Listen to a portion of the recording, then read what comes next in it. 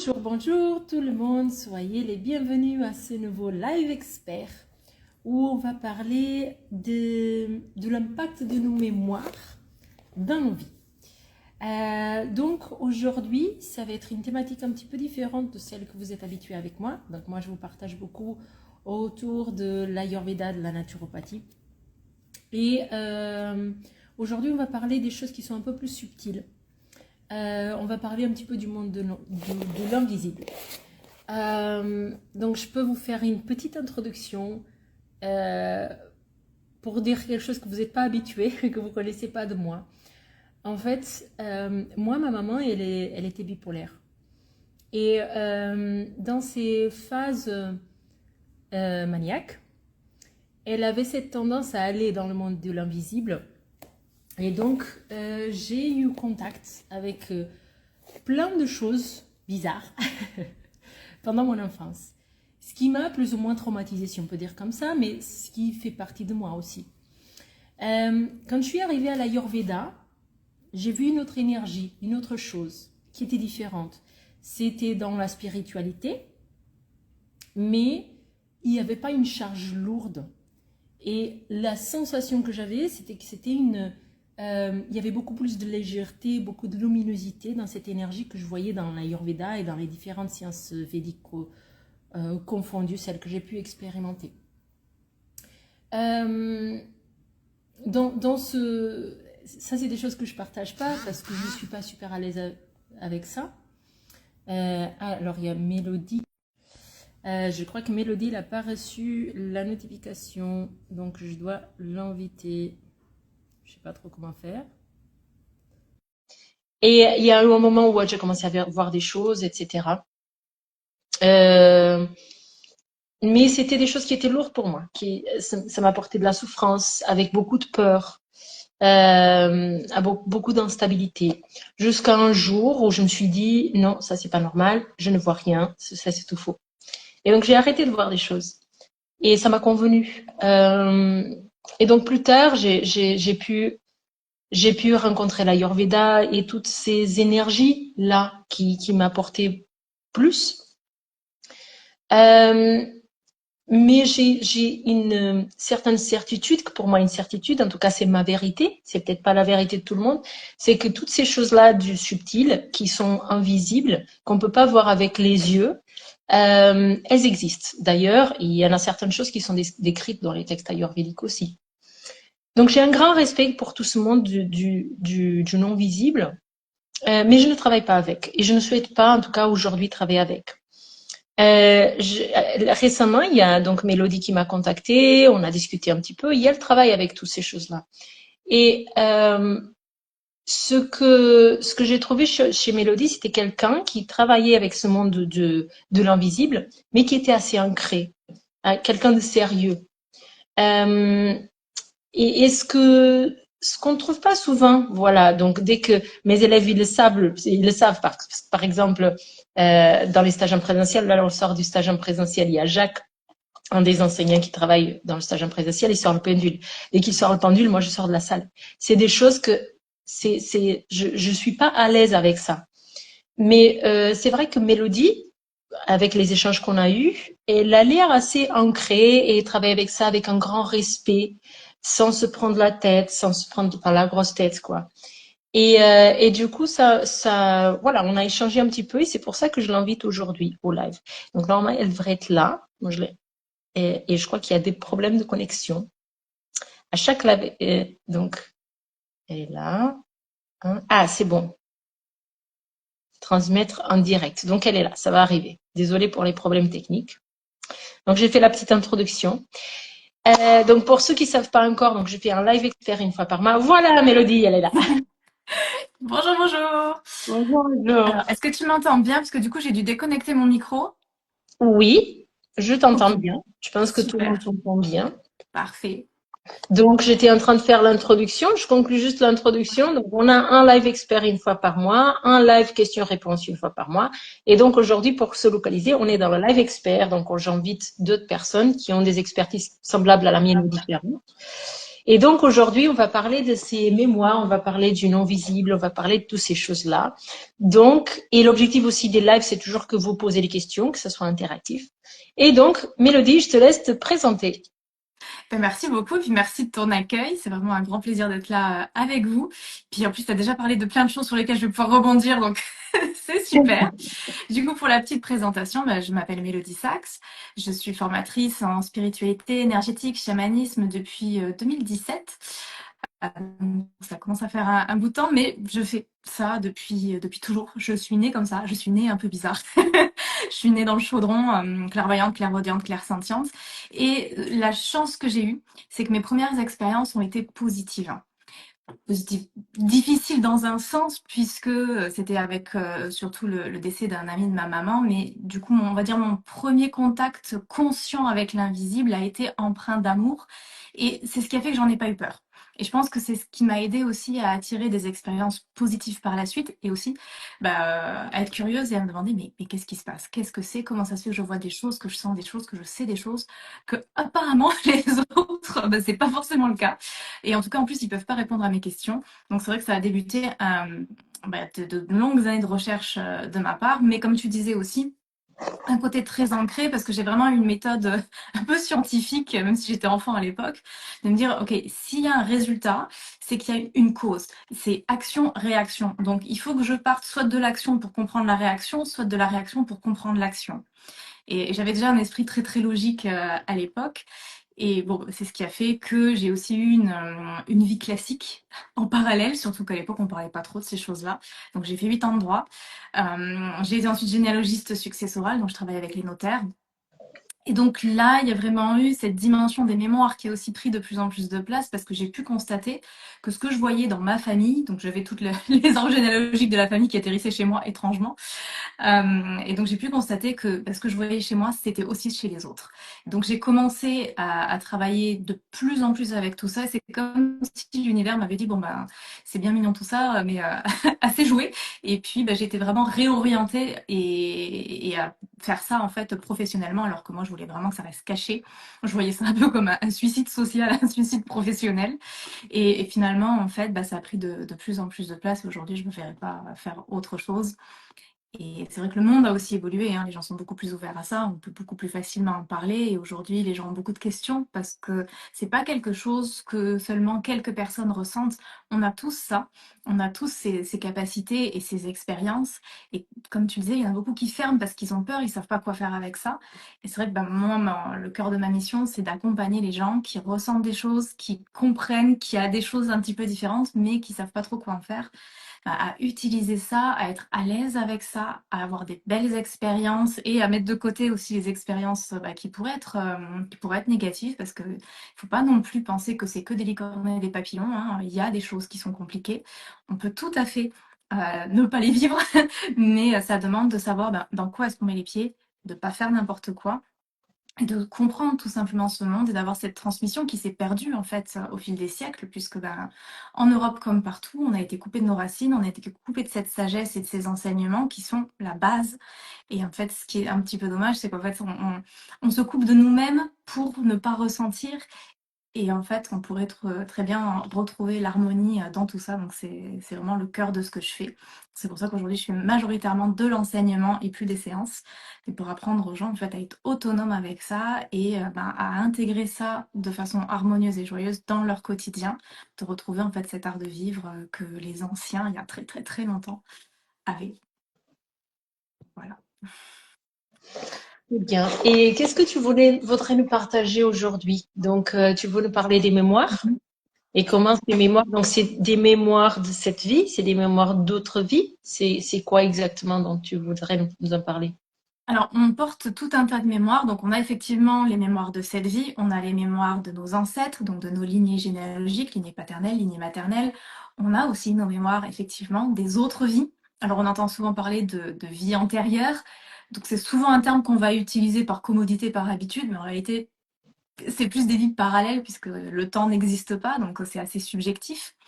Du coup, c'est vrai qu'on est connecté avec toutes ces vies-là et on a évalué à peu près 70% l'impact des mémoires dans nos vies. Donc tout ce qu'on fait, tout ce qu'on vit, à 70% vient de nos mémoires si on ne travaille pas dessus. Donc on n'a que 30% de liberté si on ne travaille pas dessus. Donc c'est un petit peu dommage.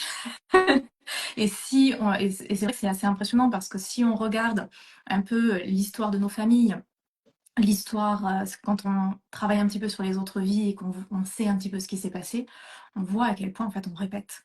On répète des situations, on répète des relations, on répète des choses qui peuvent se passer aussi dans notre corps.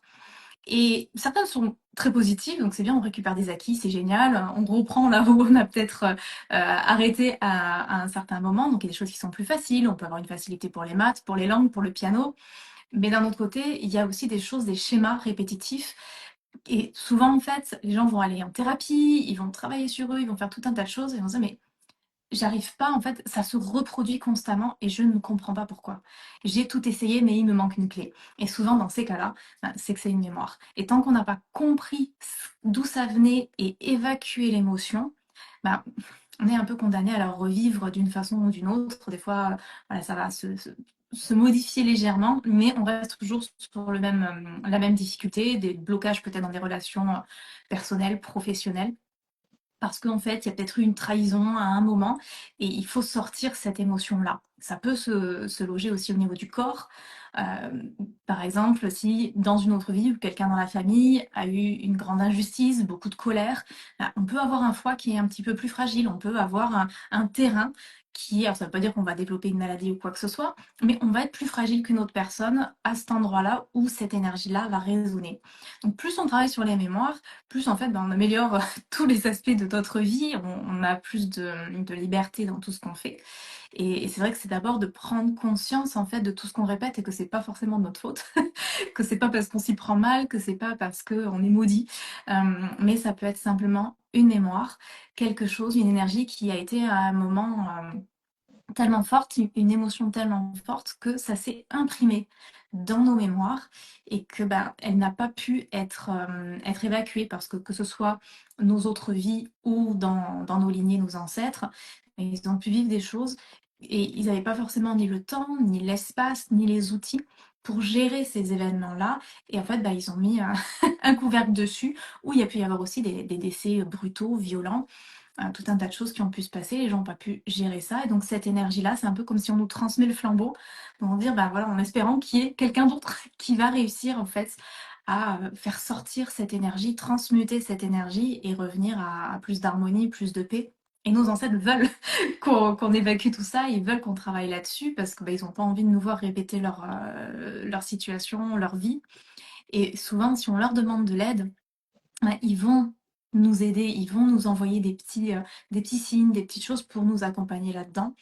Et on peut ressentir des fois leur joie et leur soulagement quand on a réussi à sortir une énergie. Donc d'abord, je pense que la première étape, c'est vraiment de prendre conscience de ces schémas répétitifs, de ces choses qu'on ne sait pas trop d'où ça vient, ou toutes ces réactions un peu irrationnelles. Quand il y a quelque chose qui nous touche, on regarde un film et puis en fait on a une émotion, mais comme si on l'avait vécu, alors que ça fait pas de sens, on n'a pas de souvenir de ça, ou une situation qui nous touche un petit peu plus que ce que ça devrait. En fait, on réagit non seulement à la situation actuelle, mais aussi à là où les situations qui se sont produites dans d'autres vies ou dans la généalogie. Et du coup, ben, on a une réaction qui est beaucoup plus importante que ce que le contexte pourrait laisser supposer. Donc là, on sait que potentiellement, ça vient d'une mémoire.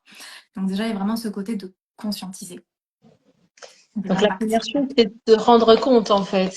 Je suis toujours face au même. Donc il faut qu'on porte le regard sur soi. Au final, on dit la même chose qu'en Ayurveda.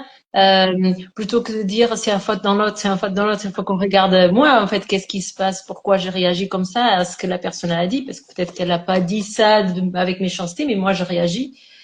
Euh, Exactement. et donc c'est quoi? Donc la première chose, c'est d'identifier C'est ça, ses c'est réactions. observer, identifier et justement, comme tu disais, reprendre sa responsabilité parce qu'on ne peut pas agir sur l'autre. Par contre, on peut agir sur soi. On ne peut pas faire en sorte que les autres ne fassent pas quelque chose. Par contre, on peut changer notre réaction, faire en sorte que ça nous touche moins. Des fois, ça demande aussi ben, d'ajuster certaines relations, d'ajuster certaines situations, de se dire, ben voilà, c'est peut-être pas le travail qui me correspond, c'est peut-être pas la relation qui me correspond. Mais aussi, à partir du moment où on travaille sur les mémoires, on retrouve notre pouvoir personnel et on voit les choses de plus en plus clairement et du coup on va voir si quelque chose nous correspond ou nous correspond pas et on n'est plus en mode automatique. Tant qu'on est en mode automatique, on reproduit, on reproduit, on reproduit, on est la tête dans le guidon et on voit pas. À partir du moment où on commence à observer, on se dit ok non en fait il y a quelque chose qui va pas, c'est pas ce que j'ai envie de vivre. Et du coup là on va commencer à aller chercher des solutions. Lo, il nous pose une question, il dit comment se transmettre ces mémoires? Est-ce que c'est une inscription dans l'ADN ou est-ce que c'est du spirituel? Alors, je pense qu'il y a les deux. Il y a les deux. Il y a une partie vraiment qui est alors, potentiellement dans l'ADN. Alors, je travaille pas en génétique, mais je sais qu'il y a des études assez intéressantes là-dessus qui ont été faites, notamment par rapport aux descendants de la Shoah, qui portent des marqueurs génétiques par rapport à ce qu'ont vécu leurs grands-parents. C'est assez impressionnant. Donc, oui, il y a une notion en génétique au niveau de l'ADN. Il y a aussi au niveau du corps les mémoires cellulaires, les fascias, l'eau du corps. On a vu avec les études notamment de Masaru Emoto que quand on projette quelque chose, une émotion, un mot sur l'eau, ben, ça va changer sa forme, ça va changer les cristaux d'eau, il y a des choses qui vont se modifier. On a vu avec tout ce qui est aussi les plaques de Chladni, la résonance en fait, le son, etc. Tout ça, ça va impacter. Ce sont des vibrations et ça va venir impacter nos muscles, nos fascias, l'eau de notre corps, donc on le porte en nous.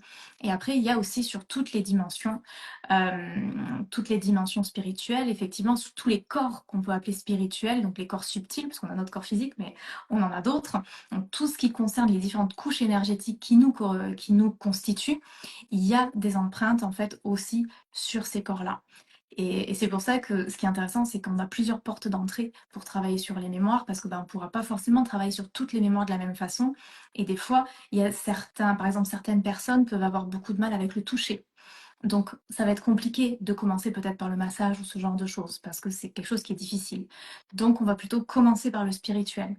Pour d'autres personnes, elles peuvent être extrêmement fatiguées. Donc là, sur le spirituel, ça va être plus difficile parce qu'elles vont avoir du mal d'abord à visualiser. Donc là, on peut commencer par le massage, on peut commencer par le son, et ensuite, on va aller vers le spirituel. Mais du coup, on va changer, entre guillemets, le chemin d'accès, et ce qui nous donne plein de possibilités. Mais il y a vraiment cette inscription au niveau physique, au niveau énergétique, au niveau résonance. Et après, c'est vrai que ce qui est intéressant, c'est qu'on peut passer d'abord par le corps. Par contre, ce sera la plupart du temps, surtout sur les mémoires qui sont assez impactantes, nécessaire d'aller vraiment travailler au niveau énergétique, au niveau spirituel. Et quand on commence par le côté énergétique et spirituel, si c'est pas encore trop inscrit sur le corps physique, on pourra s'arrêter là. On n'aura pas forcément besoin de passer par le corps physique parce que ça va se faire automatiquement. Mais si ça a été trop impactant, si ça s'est transmis au corps physique, parce qu'en fait ça va être un petit peu comme des copies carbone. Et si c'est vraiment très très puissant et que par exemple il y a des choses qui se voient des examens médicaux, ben là il faudra passer aussi par le corps physique. On peut pas si c'est inscrit sur le corps, si par exemple il y a une douleur mais les médecins ne trouvent rien, potentiellement on peut faire uniquement en énergétique, en spirituel. Par contre, s'il y a une douleur et qu'aux examens il y a quelque chose, ben, il faudra aussi traiter le corps physique parce que ça s'est inscrit sur le corps physique. Après, le massage, c'est toujours bon. Bon, évidemment, ça dépend par qui, etc. Hein. Mais c'est quelque chose, parce qu'on porte beaucoup de mémoire, notamment dans le dos.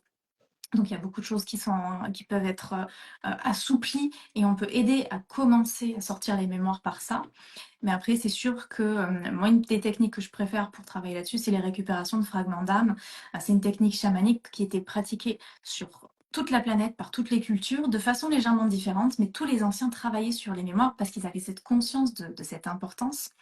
Et en fait, ils avaient cette pratique d'aller se connecter en fait aux mémoires qui sont restées coincées, d'aller les libérer, nettoyer les émotions, transmuter les émotions et réintégrer cette partie d'énergie libérée, nettoyée en nous. Et donc il y a tout un processus avec ça. On en entend beaucoup parler aujourd'hui, hein, méfiez-vous, parce que beaucoup de gens qui disent qu'ils font des récupérations de fragments d'âme, c'est pas vraiment ce qu'ils font. Mais c'est une des pratiques, pour pas dire la pratique que moi j'ai trouvé qui était la plus puissante et transformatrice avec des résultats assez impressionnants pour travailler sur les mémoires. Après, quand c'est des petites mémoires, on peut simplement travailler sur ce qu'on appelle les annales akashiques et d'aller se connecter avec ce qu'on peut imaginer comme une grande bibliothèque de l'univers, cette conscience collective où il y a toutes les informations et on va aller libérer en conscientisant. Mais Ça va être sur les mémoires qui sont, on va dire, un petit peu plus légères, où il n'y a pas eu de gros traumas. Et des fois, juste la conscientisation va suffire. Donc, du coup, ouais, il y a sur les différentes couches de ce qui nous constitue.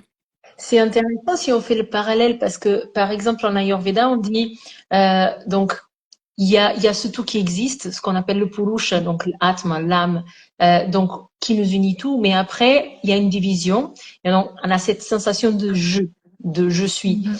Et en fait, ce je, ce Jiva Atman, ce qu'on appelle Jiva Atman en sanskrit, selon la tradition védique, et c'est lui qui choisit la famille où il va naître.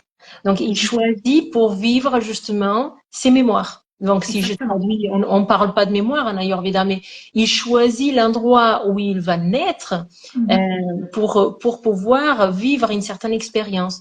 Et c'est très intéressant. Si je regroupe, par exemple, on sort du stage en présentiel des élèves, où on a fait, par exemple, la lecture de pouls, l'exercice de la lecture des iris, de la lecture de langue. Et en fait, tout ce qui est, que ce soit ces mémoires, si on peut utiliser le même terme que toi, Mhm. physique, genre j'ai un problème au niveau du foie, j'ai un problème au niveau de la vésicule, que ce soit des émotions, j'ai une colère, voilà, que ce soit des choses qui se répètent au niveau émotionnel, on va le voir dans les iris, etc. Mhm. Et dans les iris, dans le pouls, dans la langue, et c'est des choses qui sont ancrées, et c'est des choses qui sont là déjà à la naissance, et qui après peuvent évoluer en fonction, bien sûr, de notre alimentation et Mhm. hygiène de vie, mais il y a une base avec laquelle on est et qui correspond sûrement à ce que tu es en train de parler, en fait, avec une Exactement. vision légèrement différente, en fait. Exactement. Et c'est ça qui est assez drôle, c'est qu'en fait, dans toutes les cultures, dans toutes les traditions, il y a les mêmes principes. Et en fait, c'est vrai qu'on va souvent se réincarner dans les mêmes familles parce que du coup, on fait une pierre deux coups et on va continuer certaines choses. Et donc, c'est sûr qu'on peut, alors, on va pas que se réincarner dans les mêmes familles, mais souvent proches. Et c'est pour ça qu'on va avoir souvent des gens avec qui on a des affinités particulières ou des fois des répulsions parce qu'on sait qu'on les a déjà connus, parce qu'en fait, on se réincarne quand même régulièrement ensemble pour continuer le travail. On peut retrouver des fois d'autres vies en tant que une grande-tante, un arrière-grand-père. Et donc on va effectivement reprendre certaines choses. C'est pour ça que c'est assez difficile des fois de faire la différence entre les mémoires d'autres vies et les mémoires généalogiques parce qu'elles peuvent se mélanger. Alors heureusement c'est pas super important parce que finalement le processus sera à peu près le même et quand on va en libérer une, on va souvent libérer l'autre. Donc c'est ça qui est bien aussi, c'est que souvent quand on va travailler sur une mémoire, on va travailler en même temps sur toutes les autres mémoires qui sont sur des vibrations similaires. Et oui, effectivement, il y a ce côté où on choisit pour continuer le travail, pour travailler sur sur ces lignées-là, effectivement. Il y a Anoucha qui pose une autre question. Bonjour Mélodie, une famille d'âmes reste toujours la même dans toutes nos incarnations. Alors, ça dépend ce qu'on appelle famille d'âme. Je pense qu'il y a beaucoup de confusion sur ce terme-là et je pense qu'on n'a pas non plus les concepts et la vision, la compréhension nécessaire pour vraiment définir une famille d'âmes. Donc effectivement, on va se réincarner régulièrement avec le même groupe, avec du moins certaines personnes, certaines énergies de ce même groupe. Donc c'est pour ça qu'on se retrouve dans la même famille ou alors avec les mêmes amis, les voisins, etc. Des gens qu'on sait on va retrouver dans notre vie et on sait qu'il y a quelque chose. Par contre, si on parle des familles d'âmes comme elles ont été, on va dire, expliquées par Marie-Lise Labonté, je suis un peu moins sûre. Je pense que c'est quelque chose d'assez réducteur et qui ne rend pas forcément, on va dire, qui rend pas forcément la réalité des groupes d'âmes, entre guillemets, comment ils sont. Je pense pas qu'on puisse vraiment mettre un nom, comme par exemple la famille des bâtisseurs, la famille des guérisseurs. C'est assez réducteur. Et en fait, je pense que c'est beaucoup plus large et complexe que ça, entre guillemets. Euh, donc je saurais pas forcément dire est-ce qu'on se réincarne toujours dans la même famille d'âmes. Avec une partie du même groupe, oui. Pas toutes les vies, hein. Il y a certains avec qui on va se réincarner sur une vie, puis d'autres pour une autre vie. Par contre, c'est vrai que on va avoir des expériences qui vont souvent être un petit peu similaires. On m'a souvent demandé, par exemple, est-ce que être chaman ou guérisseur, c'est genre l'évolution d'une âme, et puis il y a 10 000 ans, on était meurtrier, et puis une fois qu'on est à la fin, on est chaman. Je pense pas que ça fonctionne comme ça. En tout cas, dans mon expérience, c'est pas ce que j'ai constaté. Par contre, ce que j'ai constaté, c'est que beaucoup de personnes qui ont, par exemple, une affinité pour la guérison, pour le soin ou pour la spiritualité, c'est quelque chose qui date pas d'aujourd'hui. Donc c'est quelque chose qu'ils ont déjà fait dans d'autres vies. Donc dans ce contexte-là, on pourrait dire oui, dans un sens, on va se réincarner quand même sur une énergie un peu similaire, mais cette énergie, elle peut aussi évoluer. Donc c'est pas parce que quelqu'un a été dans la guérison dans une vie qu'il va forcément l'être dans une autre. Et la guérison, en fait, ça peut être très très vaste. Quelqu'un qui va travailler dans un domaine qui n'a absolument rien à voir avec la spiritualité, qui peut faire, je sais pas, par exemple, du yoga du rire, et dans la guérison en fait. Donc il peut très bien avoir été chaman dans une autre vie, ou sera peut-être chaman dans sa prochaine vie, et puis dans cette vie-là, il fait du yoga du rire. Ou alors ça peut être une maman au foyer qui prend soin de ses enfants. Donc on va avoir toujours cette même énergie, cette même affinité avec certaines choses, mais ça ne veut pas dire qu'on va faire exactement la même chose.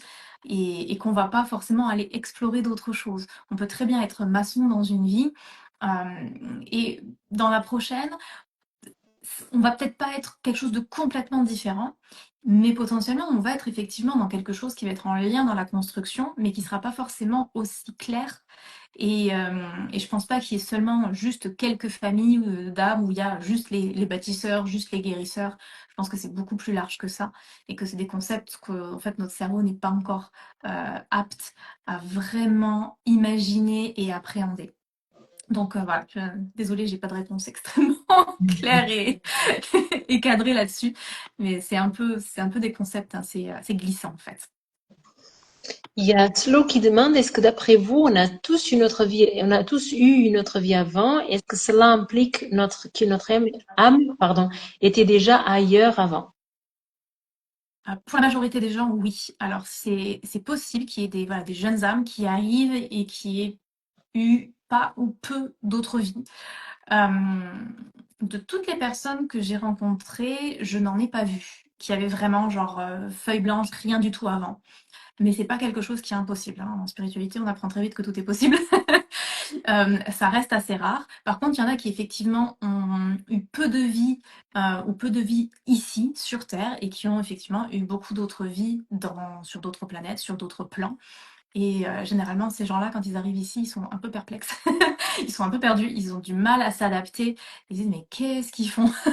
Ils ont du mal à comprendre la société, ils ont du mal des fois à s'intégrer, et ils ont un regard sur la vie qui est un petit peu différent, parce qu'en fait, ils comprennent pas qu'on comprenne pas. Et ce qui fait du sens. Et c'est vrai que je me rappelle avoir eu sous une jeune fille qui venait vraiment d'une autre dimension où les choses étaient très paisibles. Donc elle avait eu plusieurs vies dans d'autres dimensions où c'était beaucoup plus paisible et beaucoup plus évident. Et c'est vrai que pour elle, ici, c'était extrêmement violent et extrêmement dur. Donc oui, et surtout, il faut faire attention avec les enfants. On a beaucoup de nouveaux enfants aujourd'hui qui peuvent avoir ces expériences-là, donc être des vieilles âmes, entre guillemets, mais jeunes sur Terre. Et du coup, ça peut les perturber, ça peut être difficile. Ils ont besoin d'accompagnement pour faire la paix avec ça, et qu'on fasse un pont. Et souvent, ils vont avoir des parents qui ont vraiment un pied bien ancré dans cette réalité-là, pour leur expliquer, pour faire un petit peu le dictionnaire, la traduction, et les aider à naviguer là-dedans. Mais c'est vrai que ça peut être assez perturbant. Mais oui, on a eu et même quand on a eu beaucoup de vie sur Terre, on a souvent eu pas mal d'autres vies ailleurs. Oui, selon l'approche védique aussi, je rebondis parce que je sais que Slo, elle est dans l'Ayurveda. Dans l'approche védique, en fait, l'Ayurveda, c'est un texte de santé plus du corps, mais elle Oui. s'intègre dans une science védique. Et moi, j'étudie aussi le Vedanta où on apprend toutes ces choses-là. Et dans cette approche védique, on a 14 niveaux d'existence, en fait. Et nous, notre plan, c'est le septième.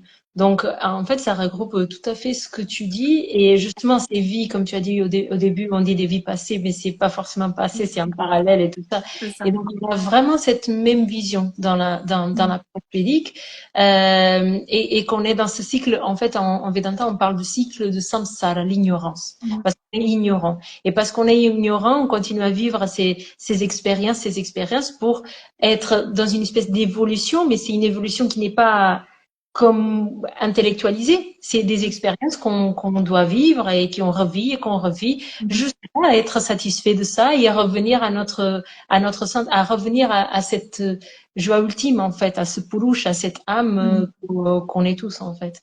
Donc, on a cette même idée.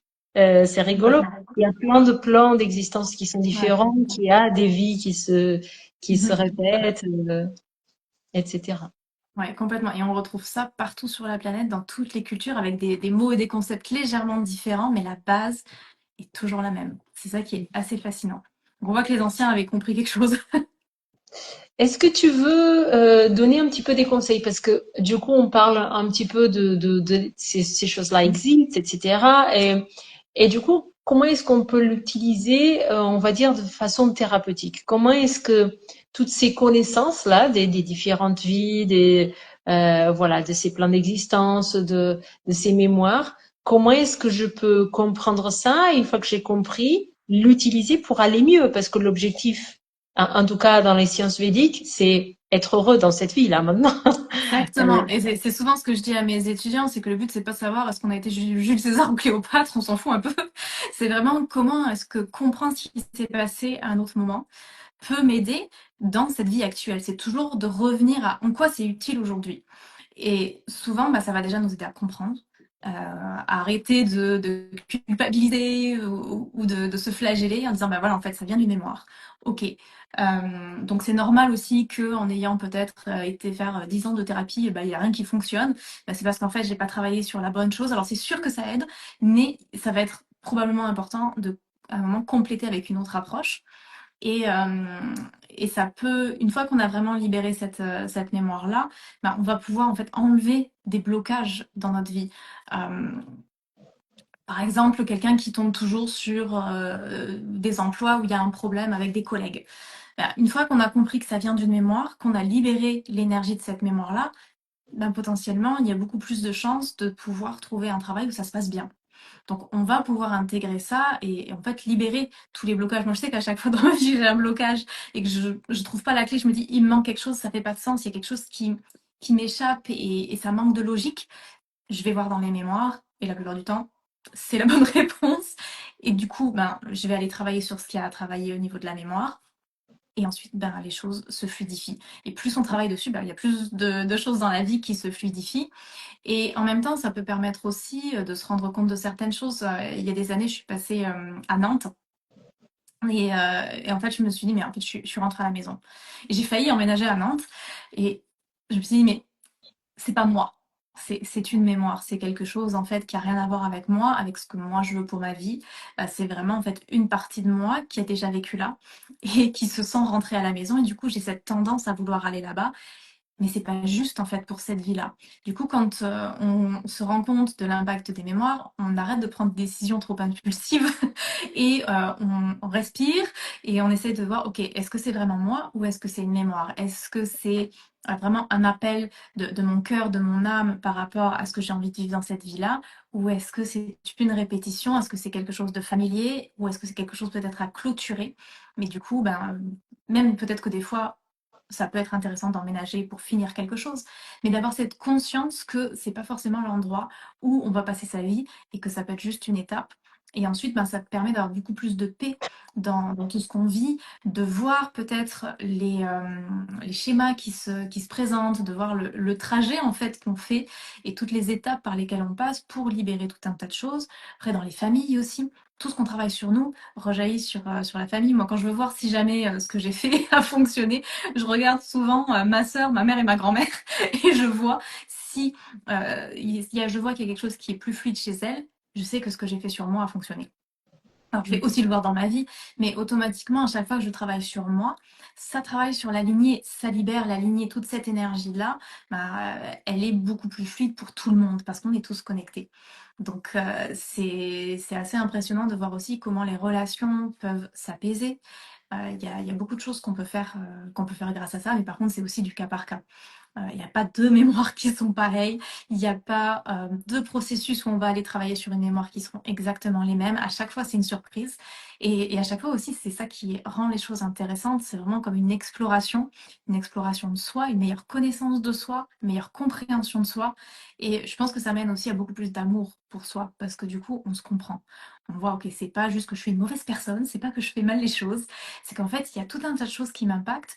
Et plus je me comprends, plus je travaille sur moi, pas pour, pas parce que je suis pas comme il faut, mais parce que je veux plus de paix et plus de liberté et parce que je m'aime, bah, plus je vais être en paix avec moi-même en fait. Donc c'est un travail de soin de soi.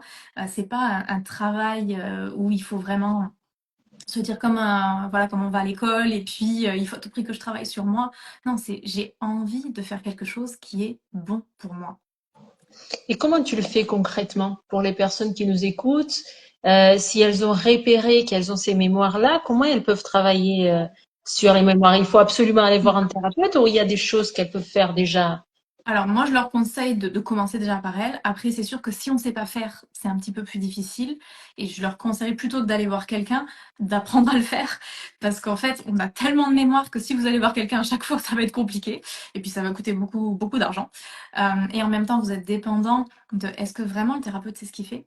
Est-ce que ça a fonctionné? Parce que souvent, quand on va voir quelqu'un, déjà on est dépendant de est-ce que la personne est disponible. Donc quand on a une mémoire qui remonte un dimanche à 3 heures du matin, on peut être des fois dans des émotions compliquées. Il faut attendre. Est-ce que la personne elle a 2 semaines, 3 semaines, 3 mois d'attente? Donc, on va prendre rendez-vous quand la personne est disponible. On va payer un certain montant. Et puis, la personne souvent va dire, bah voilà, c'est fait. Bah oui, mais qu'est-ce qui a été fait? Souvent, on n'a pas d'informations. Donc, l'intégration est très limitée. Et puis, si le lendemain, il y a une autre mémoire qui remonte, bah, on retourne voir la personne et on repaye. Et en fait, on fait ça toute notre vie et ça coûte une fortune. Donc, moi, je parle. Et en plus, on n'a pas d'informations. Donc, quand on apprend à le faire, bah, on reçoit soi-même les informations, on comprend ce qui se passe. Du coup, on peut intégrer de façon beaucoup plus profonde. Et dès qu'il y a une mémoire qui se représente, eh ben, on peut travailler dessus. On est autonome et on n'est pas dépendant de est-ce que l'autre personne finalement a vraiment fait ce qu'il fallait. Donc, la première étape, je dirais, c'est d'abord d'observer et d'écouter quelle est l'émotion. Et des fois, on n'a pas besoin de savoir qu'est-ce qui s'est réellement passé, mais juste d'imaginer, dire, ok, par exemple, là, je ressens de la colère. Il y a une partie de moi, il y a une autre vie ou quelqu'un dans ma généalogie qui a dû ressentir beaucoup de colère par rapport à une situation qui potentiellement a dû être injuste ou il y a dû se passer quelque chose. Et ça peut être d'allumer une bougie, ça peut être d'avoir une pensée pour cette personne, même si on ne sait pas qui c'est, et d'essayer de sortir la colère, de la ressentir, et de dire oui, je suis en colère, je ressens cette colère, je la laisse prendre de la place pour pouvoir sortir. Et des fois, sur des mémoires qui sont pas trop impactantes, ça peut suffire. Pour la majorité, ce sera pas suffisant. Donc là, à ce moment-là, ça peut être intéressant d'aller travailler avec les annales akashiques. Donc on va aller se connecter aux annales akashiques. C'est très simple. Tout le monde peut le faire. Contrairement à la croyance populaire, il n'y a absolument pas besoin d'une prière ou quoi que ce soit. Vous êtes tous connectés aux annales akashiques toute la journée. C'est comme ça qu'on reçoit tout d'un coup une idée, une info. Je sais que tiens, j'ai à l'épicerie, il faut que je prenne un paquet de pâtes, je ne sais pas pourquoi.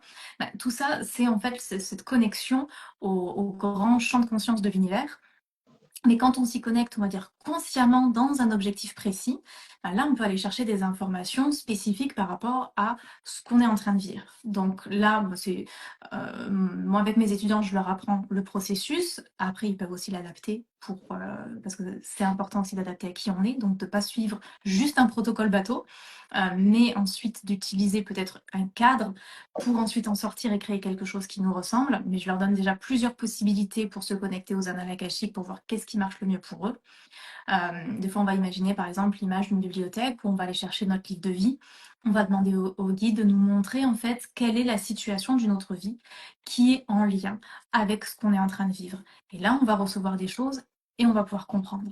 Et une fois qu'on comprend quelle est la situation de base, ce qui a créé ça, déjà, ça va potentiellement libérer une bonne partie des choses. Et si la mémoire n'était pas trop traumatique, ça va suffire. D'autres cas, ça ne suffira toujours pas. Donc à ce moment-là, on va partir en récupération de fragments d'âme. Et là, on va vraiment aller se connecter à la mémoire et on va aller comme traiter la mémoire on va aller la nettoyer, on va aller la transmuter, on va travailler avec cette partie de nous qu'on va ensuite réintégrer. Et donc c'est un procédé chamanique dans le sens où c'est une tradition ancestrale. C'est une pratique qui était utilisée depuis des millénaires dans toutes les cultures. C'est pas du folklore avec des plumes et un truc un peu bizarre. Vous pouvez faire ça en pantalon de yoga sur votre canapé. Il n'y a pas besoin. C'est pas quelque chose qui soit impressionnant. Je veux dire, vous pouvez faire une récupération de fragments d'âme dans le train sans que personne s'en rende compte. Donc, il faut aussi sortir un peu des mythes. Le chamanisme, c'est pas quelque chose où on est avec des costumes et où on fait des trucs bizarres.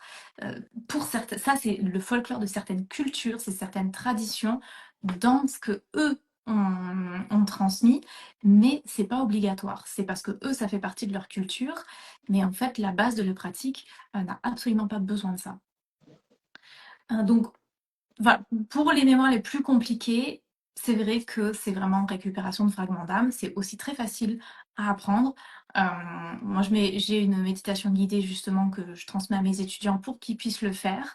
Et ensuite, ben, ça va être la pratique, parce que plus on en fait, plus on reçoit de choses et plus aussi vos énergies prennent l'habitude en fait de faire ce chemin, donc elles vont être de plus en plus faciles.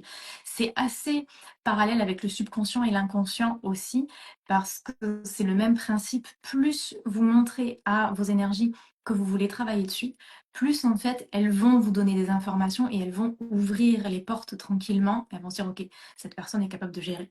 Donc on peut lâcher de plus en plus. Très Je sais bien. pas si ça répond à ta question. Oui, je pense que ça répond bien. Donc, alors, il y a du travail à faire, en fait. Il faut apprendre, quoi. Voilà, il faut se former.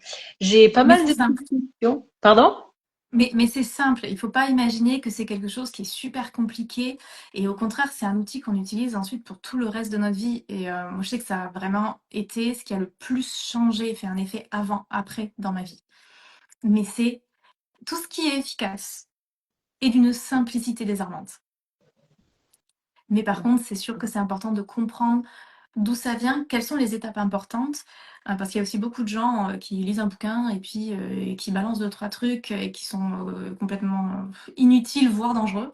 Euh, et c'est en comprenant en fait qu'est-ce qui fonctionne, pourquoi, quels sont les éléments importants, comment on décortique tout ça, qu'on sait quels sont les éléments en fait qui sont indispensables, qu'est-ce qu'on peut modifier et comment est-ce que ça fonctionne. Et quand on sait comment ça fonctionne, en fait, c'est juste de la logique.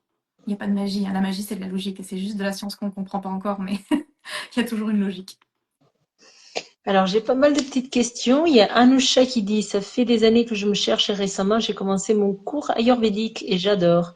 Le monde du subtil m'a toujours attiré et de faire le live en associant les deux, je trouve ça génial. La base est la même. Anusha, je sais pas si tu es mon élève, parce que des fois, comme c'est pas le nom et le prénom que j'ai l'habitude sur Instagram, je ne reconnais pas les gens, mais peut-être que c'est une élève à moi.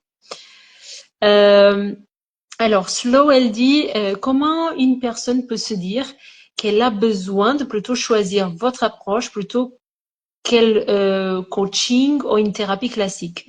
Est-ce que les résultats sont les mêmes et est-ce que les approches sont parallèles? Alors, je dirais plutôt que les approches sont parallèles. Par exemple, quelqu'un qui a vécu des abus, ce sera important de faire une thérapie. Ce sera primordial de faire une thérapie. On ne peut pas bypasser certaines choses. Donc, quand il y a quelque chose de compliqué au niveau émotionnel, c'est toujours bon de faire une thérapie avec quelqu'un de compétent et de changer autant de fois qu'il faut jusqu'à ce qu'il y ait vraiment quelque chose qui se passe, qu'on soit en confiance et qu'on voit un résultat. Normalement, en thérapie, on doit quand même voir un début de résultat dans les 1 à 3 mois. Et si au bout de 6 mois, il n'y a rien qui se passe, il faut vraiment changer. Même avant. Le coaching, c'est aussi quelque chose qui est très intéressant, qui peut vraiment vous aider à obtenir vos résultats. Mais ça va dépendre en fait de ce que vous recherchez. Donc moi je dirais qu'en parallèle c'est vraiment l'idéal parce qu'en fait on va travailler sur des axes différents et tout ce qui va être débloqué en thérapie ou en coaching va nous permettre d'avancer beaucoup plus vite et plus facilement en énergétique et en chamanisme. Et inversement, bah, quand on travaille en énergétique et en chamanisme, vous allez avancer beaucoup plus vite en thérapie.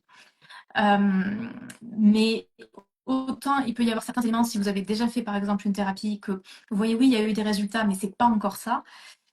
Potentiellement, c'est qu'en fait, il y a vraiment un gros travail à faire sur les mémoires et que la thérapie ne suffit pas.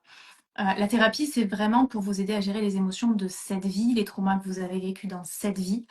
Mais il y a des moments où vous allez voir que malgré la thérapie, il manque quelque chose. Il y a quelque chose sur lequel la thérapie n'arrive pas à toucher. Pareil avec le coaching. Quand vous voyez qu'il y a des peurs qui sont irrationnelles et malgré ce que votre coach vous dit, il y a quelque chose que vous n'arrivez pas à dépasser en coaching, ce sera important d'aller travailler au niveau énergétique et chamanique. Euh, Après, si c'est juste, on va dire et encore, s'il y a eu un trauma dans cette vie, même si vous avez travaillé en thérapie, ça peut être intéressant de travailler en chamanisme, notamment sur ce qui est récupération de pouvoir, parce qu'on peut avoir perdu une partie de son pouvoir personnel, et donc ça peut être intéressant de le réintégrer. Donc, pour moi, tout ce qui est spiritualité énergétique, chamanisme, c'est un art de vivre, c'est quelque chose qu'on va utiliser au quotidien et c'est toujours bénéfique. Et l'avantage d'être autonome là-dedans, c'est que on va vivre tout un tas de situations dans notre vie et le fait d'avoir ces outils-là, cette compréhension, cette vision-là, ça aide énormément.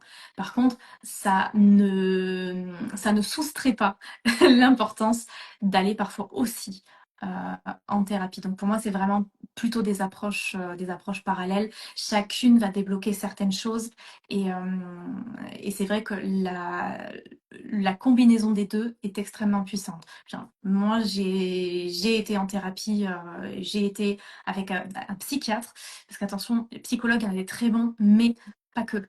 Psychiatre aussi, hein. Mais j'ai fait du coaching, j'ai fait de l'hypnose, j'ai fait de la thérapie, et ça m'a énormément aidée. Et encore aujourd'hui, je vais toujours aller travailler sur tous ces aspects-là parce que c'est un aspect de nous.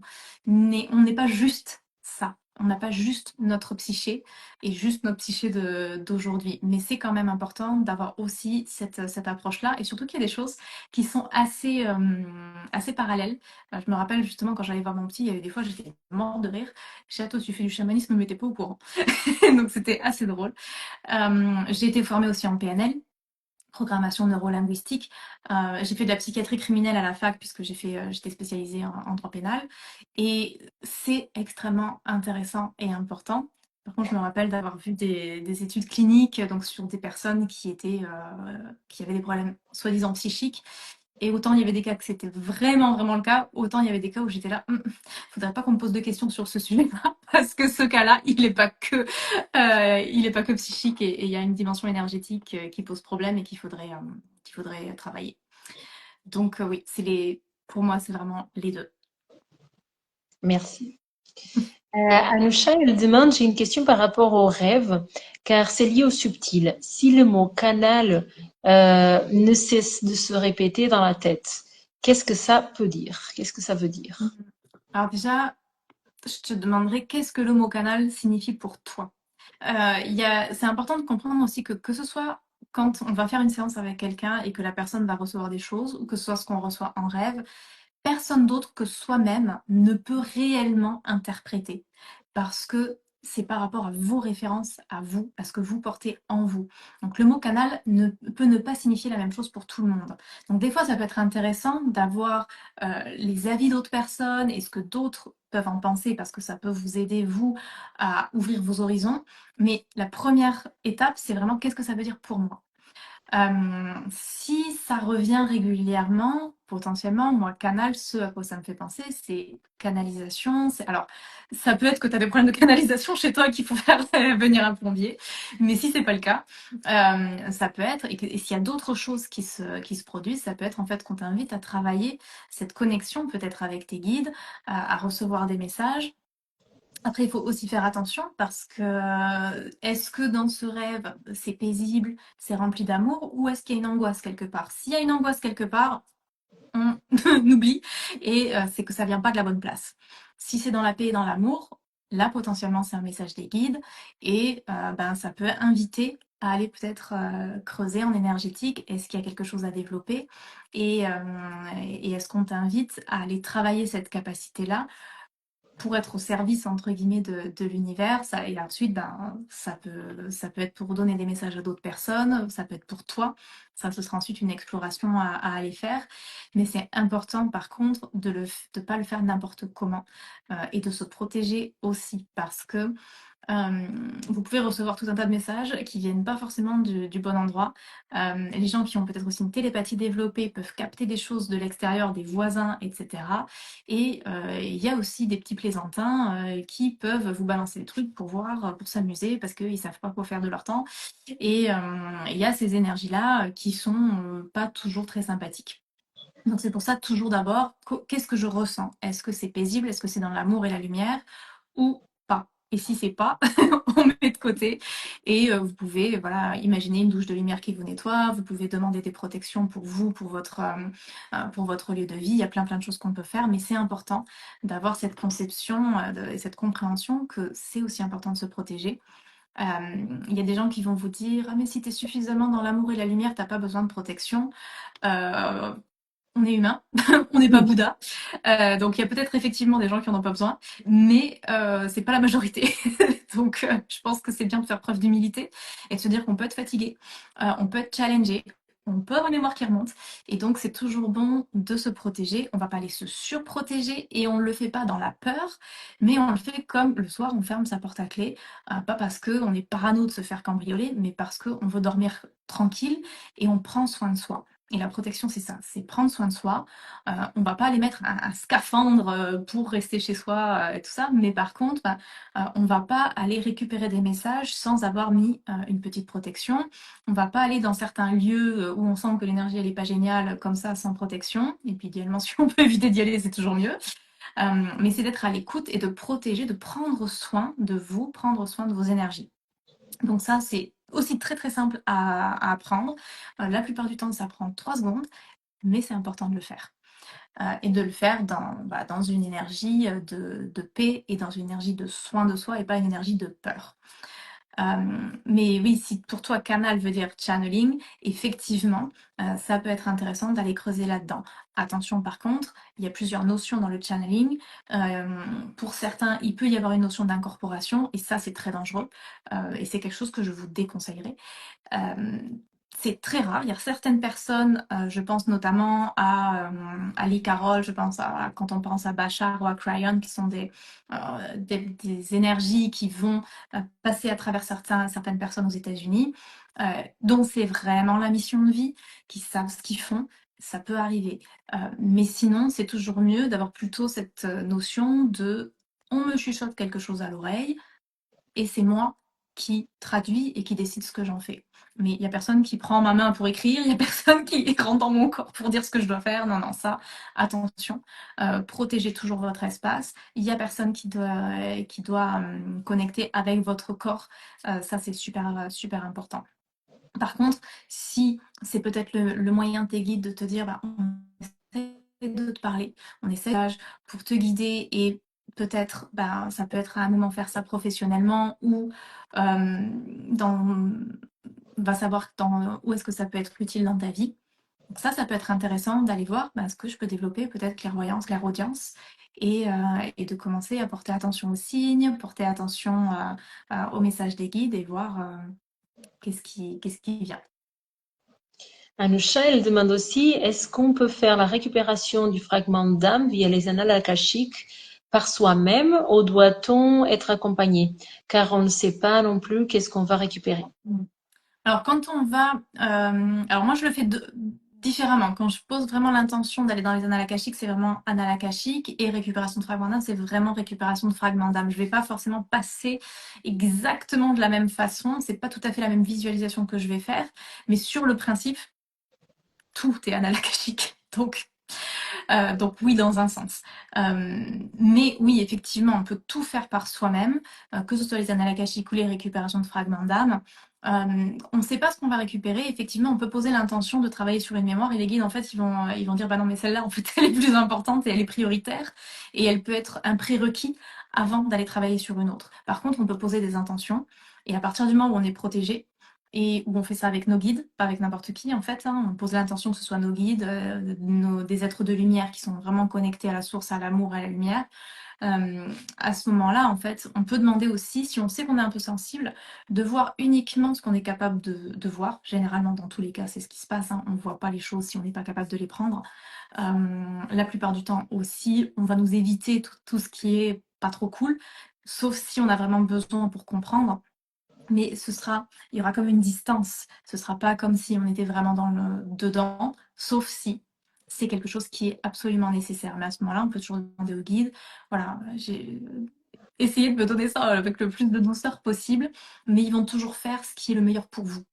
Donc, par contre, c'est sûr que si vous savez que vous allez travailler sur une mémoire traumatique, vous allez peut-être pas passer un bon quart d'heure. C'est des moments qui peuvent être difficiles. Il peut y avoir des crises de larmes, il peut y avoir des choses qui remontent, des émotions très puissantes.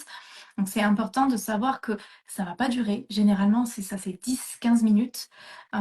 Et ensuite, vous allez vous sentir extrêmement soulagé, léger, dans la joie. Mais parce qu'en fait, il faut sortir cette énergie, il faut sortir cette émotion. Donc oui, on ne sait pas trop ce qu'on va récupérer. Si vous voulez être accompagné par un praticien pour les premières fois, pourquoi pas. Mais moi, je préfère le faire chez moi, dans mon lit, dans mon cocon, avec mon paquet de mouchoirs.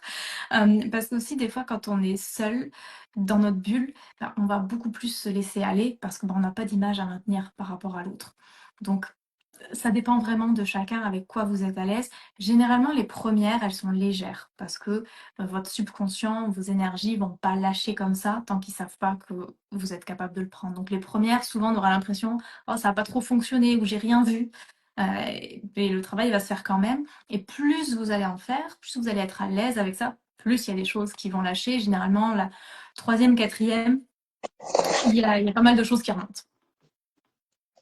Ok, génial. Alors, je crois qu'on a fini le temps, mais j'ai encore quelques petits commentaires, donc je vais les lire. Oui. Alors, Anoucha, elle dit, non, désolée, je suis pas ton élève, mais peut-être un jour. Peut-être un jour, alors. Et les inscriptions sont ouvertes pour la rentrée. Il y a un live demain sur le Dravieguna. Alors, Anoucha dit canal channeling, donc c'est ce dont tu as parlé. Et puis elle dit, c'est vrai, on doit se protéger. Merci pour votre bienveillance. Voilà, c'était des Avec rebondissements par plaisir. rapport à ce que tu avais dit. Et j'en profite peut-être pour rebondir sur une chose que tu as dit au début, quand tu as parlé du pendule. Je voudrais quand même vous mettre en garde avec le pendule. Il y a quelques personnes qui savent très bien le faire, mais c'est pas la majorité, encore une fois. Le pendule est un outil qui peut être extrêmement dangereux. Ça ouvre des portails.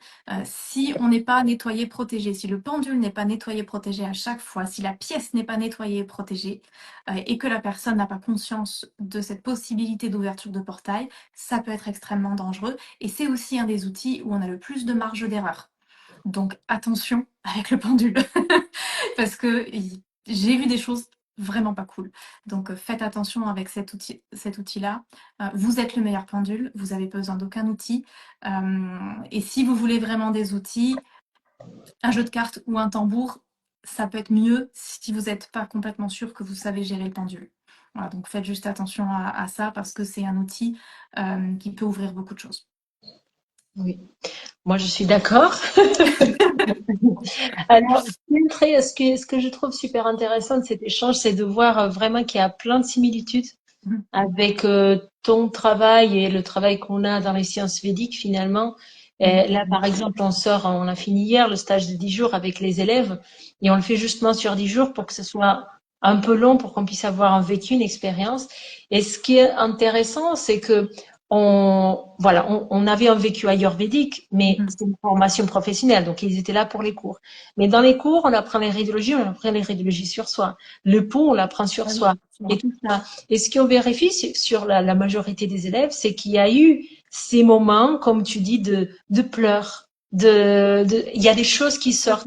C'était un stage c'était un groupe. Alors il rigole quand je dis, mais c'est un groupe de burn-out. Il y a plus de moitié du groupe qui a eu des burn-out. Donc c'est des personnes qui ont pris la claque de la vie, qui sont là pour aller mieux. Ils veulent accompagner d'autres, mais c'est pour soi et ils ont une posture de grande tolérance envers l'autre et de grand accueil de l'autre. Et donc, ça a donné un ton au stage.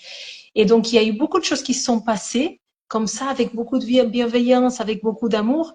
Donc, des fois, il y a eu des choses qu'ils ont perçues et qui ont été violentes pour soi. Et donc, il y a eu des pleurs, il y a des choses comme ça, mais avec ce cocon. Donc, C'est ça. Et je pense que avec Sous Live qu'on vient de faire, c'est des mémoires qui sont libérées, c'est des compréhensions qui se font, c'est juste un autre langage, une autre façon de faire. Exactement.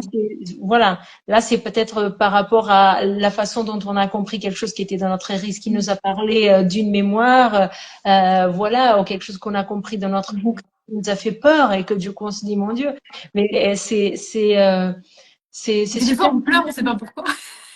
Il y Des a fois, quelque on chose peut. qui remonte et c'est important de laisser sortir parce qu'en fait, on peut se dire oui, mais c'est difficile, genre je pleure pendant un quart d'heure, il y a des émotions qui remontent. Mais sinon, en fait, c'est toute la vie.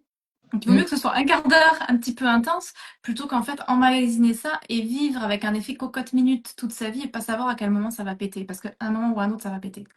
On Mm. ne peut pas garder toutes ces émotions-là, ça pourrit à l'intérieur. Il faut que ça sorte et il faut que ça fasse place à la lumière, en fait. On a besoin d'évacuer toutes ces énergies, toutes ces émotions. Et des fois, c'est des pleurs et c'est des mémoires qui nous plombent pas forcément non plus. Là, je pense par exemple à avant-hier soir, donc on a fait la fête, on a mis là un peu la musique à 18h30 parce qu'on se couche tôt. À 18h30, on a mangé et avant on a mis la musique, on a fait un feu, etc.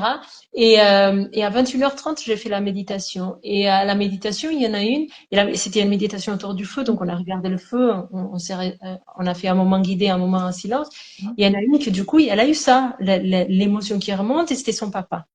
Mmh. Et c'était pas, du coup, on a parlé après, la méditation, et c'était pas négatif. Elle avait cette tristesse, mais l'émotion, elle était cohérente. Le problème de Oui. l'émotion, c'est pas tellement l'émotion en elle-même, c'est quand l'émotion elle est incohérente. Quand, par exemple, j'ai peur d'un truc que je devrais pas avoir. Là, Mmh. c'était une tristesse, mais salutaire, et du coup, elle a pensé à son papa, elle était contente dans cette tristesse-là aussi, parce que justement, il y a quelque chose qui est Oui. remonté et, Et parce que l'émotion n'a pas été bloquée. En fait, c'est ça qui est important, c'est que l'émotion puisse couler librement. Et ensuite, si on laisse l'émotion remonter, si on lui laisse de la place, la plupart du temps, en fait, elle va simplement sortir et puis laisser la place à autre chose très rapidement. Donc, c'est aussi de ne pas être trop impressionné, d'avoir peur de ses émotions. Parce qu'en fait, juste l'émotion, elle a juste besoin d'être là, d'être ressentie. Et une fois qu'elle a été ressentie, pouf, elle s'en va et il y a autre chose qui peut prendre la place. Et donc, il y a la paix, l'amour, la lumière, la joie qui peut prendre la place. Mais si on maintient cette émotion, qu'on la bloque et qu'on la vit pas, bah c'est là en fait que ça va poser souci. Donc oui, et puis après, il y a plein d'autres choses quand on travaille avec les mémoires. Oui, il y a toutes ces mémoires qui n'ont pas été forcément simples et qui demandent à être libérées, mais il y a aussi énormément de compréhension et du coup d'incarnation de toutes les parties de soi, de comprendre en fait, mais pourquoi j'ai tellement été attirée par telle chose, pourquoi est-ce que j'ai tellement de facilité pour telle autre chose. Et quand on comprend, en fait, c'est comme si on réintègre toutes ces parties de nous. On a toute cette amplitude, cette amplification de qui on est. Et du coup, bah, on peut beaucoup plus s'exprimer, se comprendre, être nous-mêmes. Et donc, c'est comme si on incarne toutes nos facettes de façon beaucoup plus libre, beaucoup plus consciente, beaucoup plus paisible. Et on se donne l'autorisation beaucoup plus. Donc, on va comprendre, bah, tiens, si je suis attirée par telle chose, bah, ça fait du sens avec ce que j'ai déjà vécu dans une autre vie. Et en fait, oui, ça, c'est pas incohérent. Par exemple, je sais pas si je suis attirée par l'Inde, bah oui, il peut y avoir quelque chose en fait qui fait complètement du sens, même si on est européen. Et du coup, bah, on va peut-être plus s'autoriser à aller étudier la culture indienne, à aller peut-être faire de l'Ayurveda ou d'autres choses. Mais si on n'a pas ça, on va se dire bah c'est quoi ce truc débile, qui je suis pour. Et en fait, on ne s'autorise pas à aller en fait faire vivre cet espace de soi. Et du coup, bah, le travail sur les mémoires permet ça aussi, de comprendre et puis de comprendre aussi pourquoi d'autres choses nous attirent peut-être moins, qu'en fait, bah, c'est pas nous. Et de voir en fait où est-ce que ça vibre, où est-ce que ça résonne et où est-ce qu'on a de la joie. Donc plus on a conscience de tout ça, plus on a encore une fois de la liberté.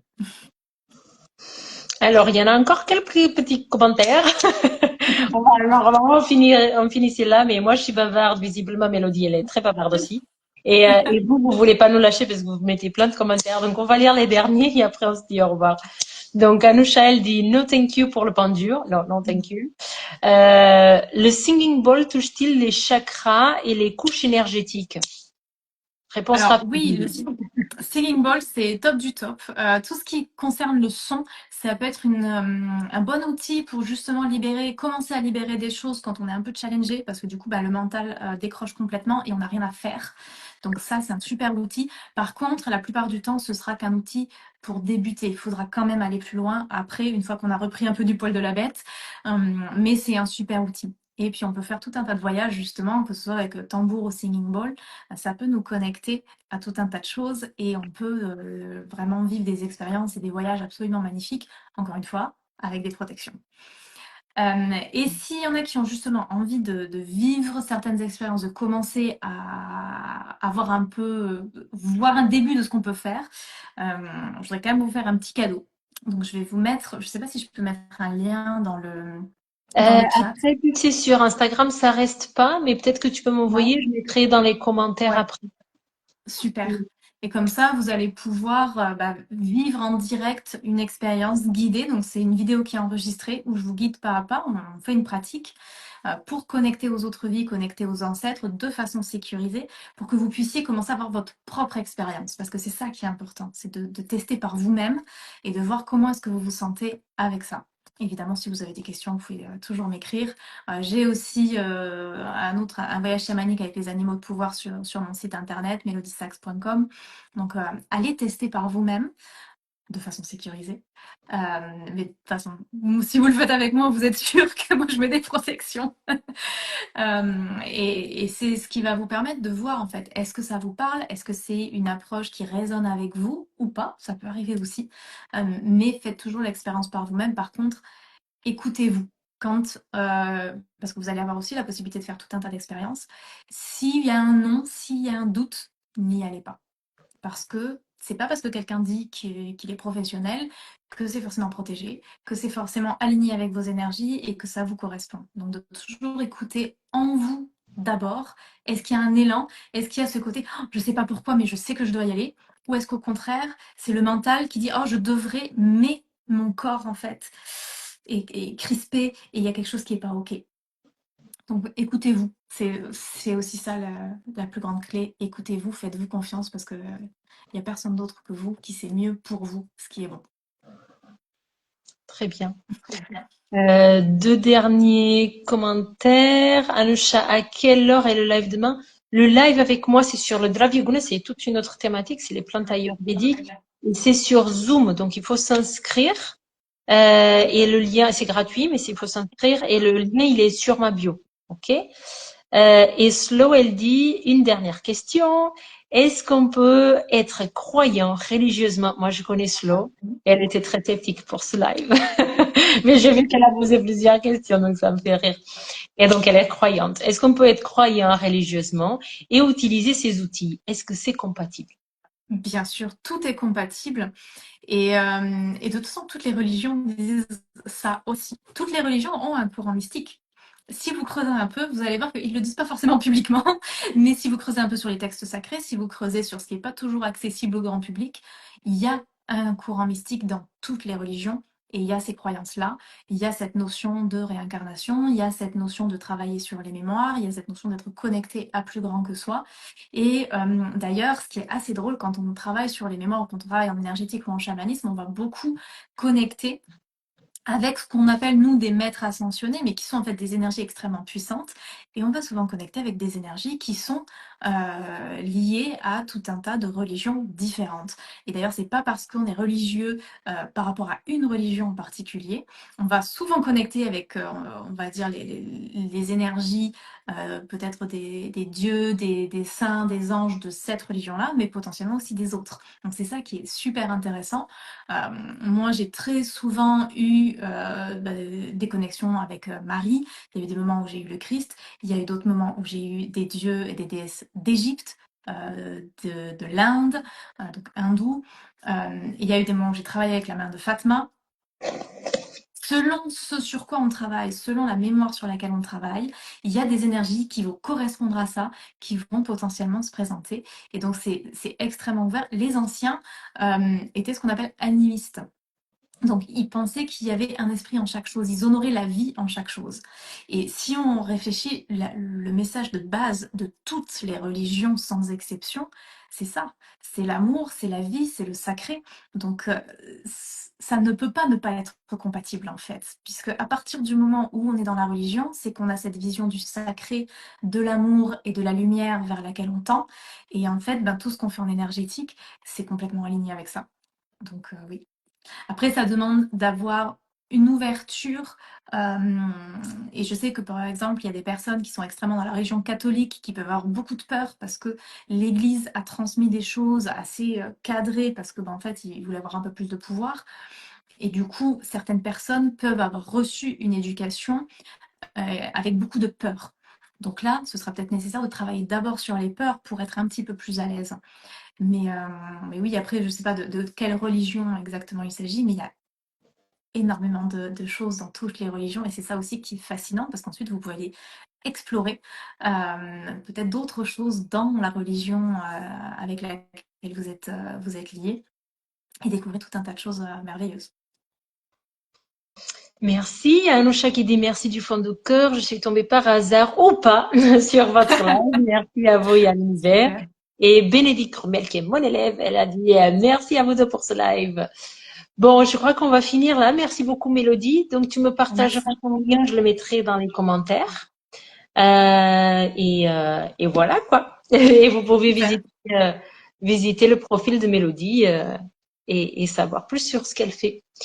Je vous souhaite une très bonne journée à tout le monde. Merci à tous. Merci Rita. Ciao, ciao.